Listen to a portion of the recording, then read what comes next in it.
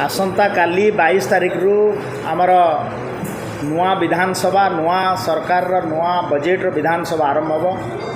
आज सर्वदलीय बैठक थिला।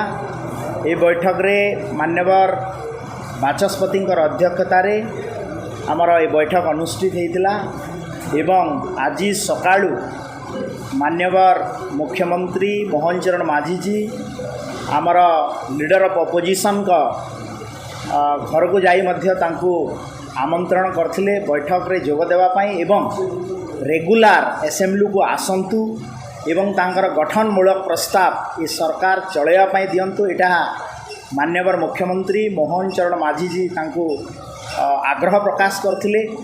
ता सांगरे आमे मान्यवर कांग्रेस दलर विधायक दलर नेता जेहेतु आज बछा ही नाहंती मु पर्सनाली आमर कांग्रेस दलर प्रेसिडेंट शरद पट्टनायक सहित ओवर फोन मध्य कथा होइतिली किंतु तांकर अनुपस्थित रहितिले जेहेतु आसी नाहंती एवं आमर लक्ष्मण मुंडा सहित भी मु सीपीआईएम रो लीडर ऑनरेबल लीडर तांको सहित भी कथा होइतिली से मध्य आज आसी पारले नाही किंतु मोटामोटी बैठक रे सर्वसम्मति क्रमे निष्पत्ति होइछि जे आमर कार्यधारा as per the rules and procedure business of the legislative assembly जो बुक्स अच्छी ता अनुसार चलिबो एवं सुरुखुरे चलिबो। एवं आज आमे जो विरोधी दलर व्हिप मान्यवर विधायिका प्रमिला मल्लिक जोग देथिले एवं तांको सहित गोटे बंधुत्वपूर्ण वातावरण मध्यरे एई आलोचना हेछि